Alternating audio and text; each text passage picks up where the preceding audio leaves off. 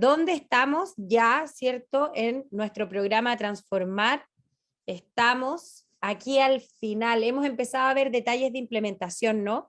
La semana pasada vimos el plan de implementación, estuvimos elaborando nuestra matriz de riesgos, pensando en algunas acciones de mitigación para que esos riesgos no nos pegaran tan duros, ¿cierto?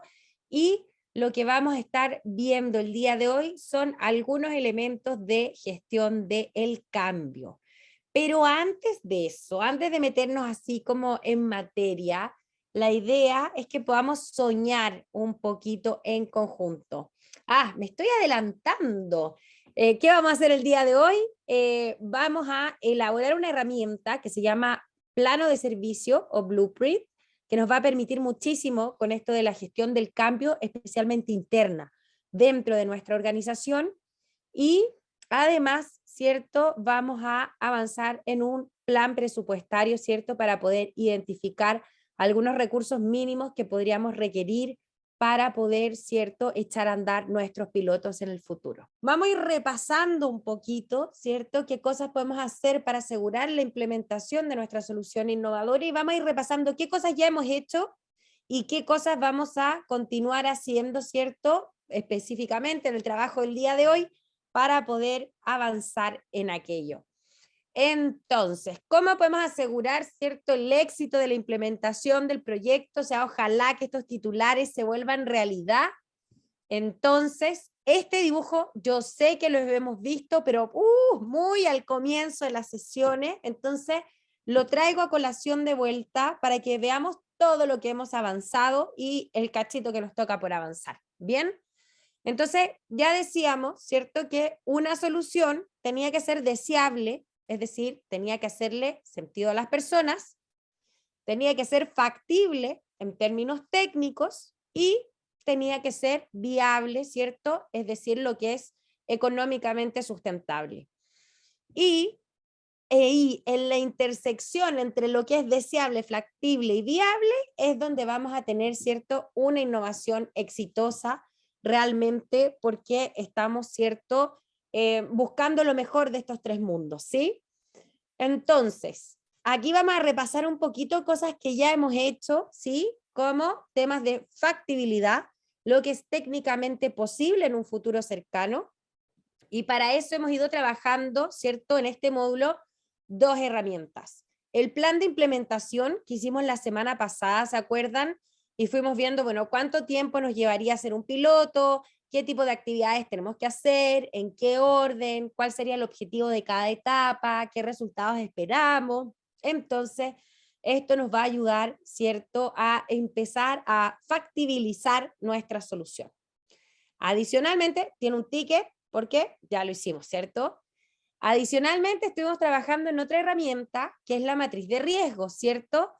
A mí me encanta esta pregunta. ¿Qué riesgos pueden matar el proyecto? En inglés le dicen como early killers, como asesinos tempranos de proyectos, ¿cierto? Y para eso estuvimos pensando en distintas categorías de riesgos, qué cosas pudiera ser que sucedieran, cuál era la probabilidad de que esto ocurriera, si es que su impacto sería alto, medio, bajo, y qué acciones pudiéramos tomar, ¿cierto?, para poder mitigar esos riesgos. Entonces, también ahí buscando factibilidad, ¿cierto?, técnica de nuestra solución. Luego, ya de esa definición de los tres circulitos que revisábamos recién, teníamos la parte de deseable. Y esto es lo que le hace sentido a las personas. Y ya de ahí también tenemos avance. ¿Por qué? Porque aquí una de las preguntas clave es, bueno, ¿cubre las necesidades de los usuarios esta solución? Y ustedes ya pasaron por un proceso, ¿cierto?, de testeo del concepto, del prototipo de la idea, ¿sí? Y obviamente, ahora, si tenemos la oportunidad de implementar nuestro piloto, vamos a seguir probando esta hipótesis. Pero no es menor, ¿cierto? Y no nos tenemos que olvidar que no solamente los usuarios finales, ¿cierto? En muchos casos de ustedes, los pescadores artesanales, son aquellos que van a estar experimentando un cambio que obviamente esperamos que sea positivo, ¿cierto? Porque las soluciones están orientadas para resolver problemas, sino que también los funcionarios de la organización, si tienen que llevar a cabo este piloto o en el futuro tienen que escalar e implementar la solución, ¿cierto? Van a sufrir cambios en tareas que van a tener que realizar, quizás hay gente que le tenga que cambiar su función, ¿cierto? O sea, vamos a tener que involucrar a más personas que quizás este grupo acotado que hemos estado trabajando en el programa Transformar, ¿sí? Y en ese sentido, aquí vamos a hacer como algunas preguntas primero de cómo posicionamos las personas frente al cambio. Todos nosotros, cada uno de nosotros, ¿cierto? Entonces acá algunas preguntas, como por ejemplo, ¿alguno de ustedes se siente cómodo con la ambigüedad? Como que cuando no tenemos muy claro el plan a seguir, ¿qué tal se sienten? ¿Muy cómodos con la ambigüedad o muy incómodos? Porque las cosas en la vida en general no tienden a pasar a la primera, sino que normalmente son procesos iterativos. Entonces ahí lo que dijo Javier fue clave. Ya al principio sí me siento incómodo o incómoda, me estreso, ¿cierto? Si es que algo no me resulta, pero lo importante de eso es aprender del proceso. ¿Y por qué hacemos estas preguntas y primero nos posicionamos en cómo nosotros nos sentimos con esta ambigüedad o cuando realmente las cosas no nos resultan? Y es que la innovación tiene mucho de incertidumbre porque estamos experimentando con una solución nueva que no sabemos si va a funcionar, que la pusimos de testeo, que ahora queremos hacer el piloto, pero no significa que va a resultar todo perfecto, ¿cierto? Y que puede ser que tengamos ahí algún problema o algún error o algún, no sé, un tema de coordinación, ¿cierto? Y vamos a tener que salir para adelante. Y además, este ejercicio que acabamos de hacer, de preguntarnos a nosotros mismos, bueno, ¿qué me pasa con la incertidumbre? Nos hace ahora ponernos un poquito en los zapatos de aquellas personas de su organización que quizás les voy a tener que pedir que colaboren para poder implementar el piloto, pero no han sido parte de este proceso. No han estado como ustedes 12 sesiones indagando el problema, saliendo a testear la solución, prototipando, ¿cierto? Sino que usted va a llegar, mira, vamos a implementar esto y necesitamos tu ayuda y necesitamos tal cosa. Y obviamente esas personas les puede generar ansiedad, les puede generar incomodidad, ¿cierto? Porque los cambios en general, por alguna razón, al ser humano nos producen cierta incomodidad. No nos gusta mucho cambiar, ¿cierto? Entonces, hay algunas preocupaciones comunes cuando uno hace un cambio o vamos a hacer un proceso de innovación o experimentación. ¿Qué se les ocurre que dice la gente comúnmente cuando uno empieza a cambiar las cosas? Acá nosotros les traemos como unos perfiles, personas, pero bien acotaditos, más acotaditos de lo que ustedes desarrollaron, pero si se fija, hemos tipificado un poquito las reacciones que pueden tener las personas frente al cambio, ¿sí? Entonces, ya, de lo más positivo te puedes encontrar con un activista, ¿cierto? Que ojalá ustedes sean los agentes de cambio, los activistas que vayan a dirigir esto y empiezan a impulsar, oye, necesitamos cambiar, tenemos esta necesidad, hay que hacer esto, ¿cierto? Ojalá que ustedes cumplan con ese rol como del activista de la innovación dentro de su institución. Pero también van a encontrar aliados. Cuando ustedes vayan y puedan comunicar bien, ¿cierto? Esto, puede ser que encuentran entusiastas, que les digan, oye, sí, yo quiero que esto suceda, yo quiero que exista esta aplicación que le informe, ¿cierto?, a los pescadores sobre el tema de las vedas y los recursos, ¿cierto? Y puede ser que encuentren un aliado que vaya a trabajar duro. O, ¿cierto?, personas que también estén de acuerdo, quizá menos entusiastas que las anteriores, pero que puedan ser embajadores en distintas áreas, ¿cierto? Mira, ¿sabes qué? Sí, yo te voy a ayudar, yo te voy a apoyar a que esto suceda. Pero no se sorprendan si es que en el camino encuentran personas que pudieran ser un poquito más críticas, que quieren revisar un poquito más de qué se trata esto, que quizás podría apoyar, pero como que hay que convencerlo primero, quiere ver qué es lo que va a suceder, ¿sí? No es efectivamente como que tan lineal, ¿sí? Y hay otros escépticos que de plano se van a incomodar porque estemos cambiando las cosas y justamente como nos decía Javier, nos va a decir, esto no va a funcionar, esto no sé por qué lo estamos haciendo, es una pérdida de tiempo, y ustedes como el activista le echan para adelante, ¿ah? Porque es normal encontrarse con resistencia al cambio. Y también vamos a tener gente que efectivamente se va a resistir, va a decir, no, no, yo esto no lo quiero hacer, o no, no me parece, ¿cierto? No quiere cambiar la manera en cómo se han hecho las cosas. De repente la gente dice, oye, pero si esto siempre se ha hecho así, ¿para qué lo vas a cambiar? ¿Cierto? Y es normal. Y es importante que ustedes se preparen, ¿cierto? Mentalmente a ver que esto puede ser normal, ¿sí?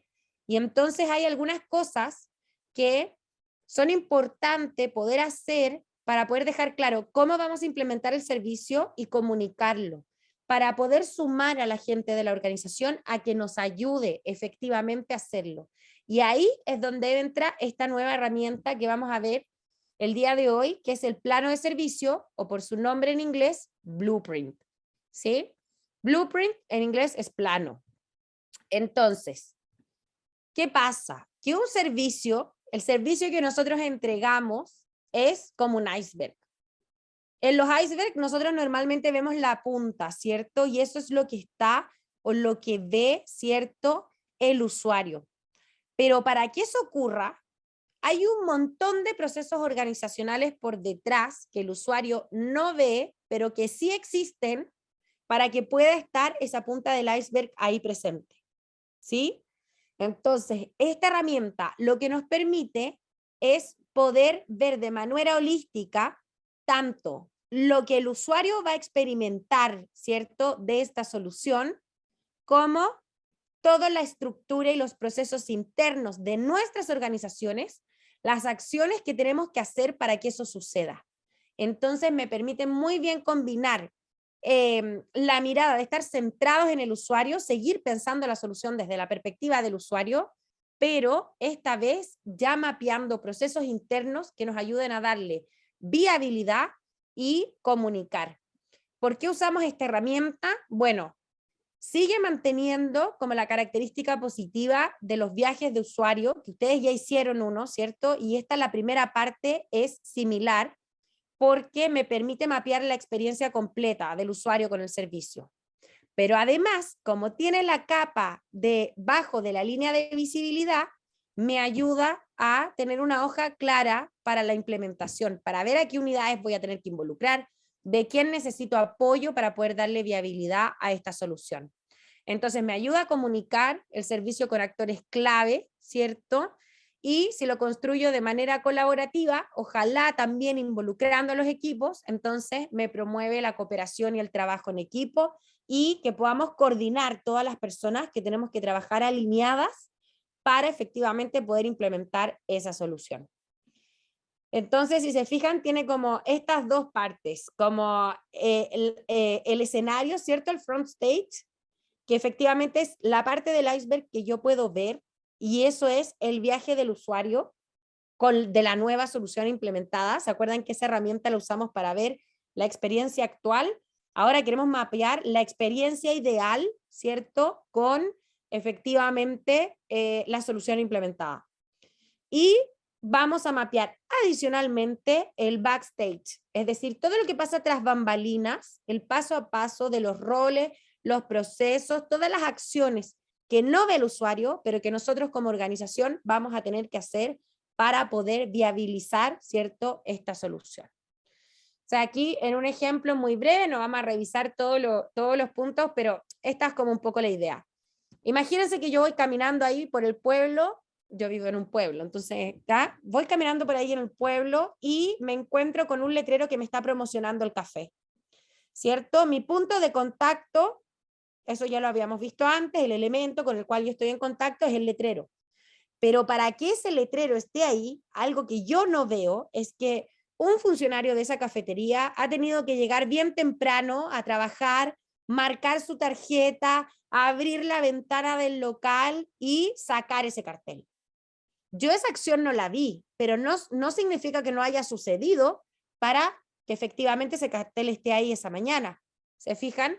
O ya después si entro al local, empiezo a mirar el menú, ¿cierto? Y como ¿cómo se llama? Ahí el dispensador, donde me puedo elegir qué cosa quiero comer, de repente un pancito o un muffin, etcétera. Bueno, para que eso esté ahí, algo que yo no vi, pero quizás muy temprano, llegó el proveedor de pastelería que tuvo que recibir, ¿cierto?, el funcionario, para que esos pastelitos estén ahí para que yo los pueda ver. Entonces, lo que ve la solución final el usuario, lo que nosotros hemos trabajado como en el storyboard para poder comunicar nuestra solución, es una parte. Pero también tenemos que ver todo lo que es necesario que suceda en la institución detrás para que eso realmente, pues que es muy breve lo que les quiero decir, ¿cierto?, respecto a la gestión de recursos, que obviamente este tercer circulito, para que algo sea viable, tiene que ser sustentable económicamente. Bien, entonces para eso tenemos que pensar si vamos a necesitar recursos adicionales, ¿cierto?, a los que quizás mi institución ya tiene. ¿Por qué digo adicionales? Porque les quiero contar que afortunadamente me pasó ayer en la sección 1, ¿cierto?, que un equipo haciendo este ejercicio me llama y me dice, pero Beatriz, ¿qué pasa si es que todo lo que necesitamos para implementar en el piloto ya lo puede cubrir la institución porque tenemos equipos de comunicación y tenemos esto y tenemos lo otro y no necesitamos recursos adicionales? Y yo les dije, los aplaudo, porque significa que efectivamente tienen altas posibilidades de poder convencer a las jefaturas de poder implementar, ¿cierto?, ese piloto si no necesitan recursos adicionales. O quizás necesitan muy poquitos recursos, o en algunos casos quizás ya necesitan recursos mayores. Pero por eso digo adicionales, ¿cierto?, a aquellos recursos humanos quizás, o elementos que ya puedan tener en sus instituciones y que les puedan servir para apalancar el proyecto. ¿Y cómo vamos a hacer esto? A través de un plan presupuestario, que consiste, ¿cierto?, en una planificación descriptiva de los recursos por cada uno de los periodos que vamos a necesitar, y obviamente lo vamos a expresar en términos monetarios, en el caso de ustedes de soles, ¿cierto?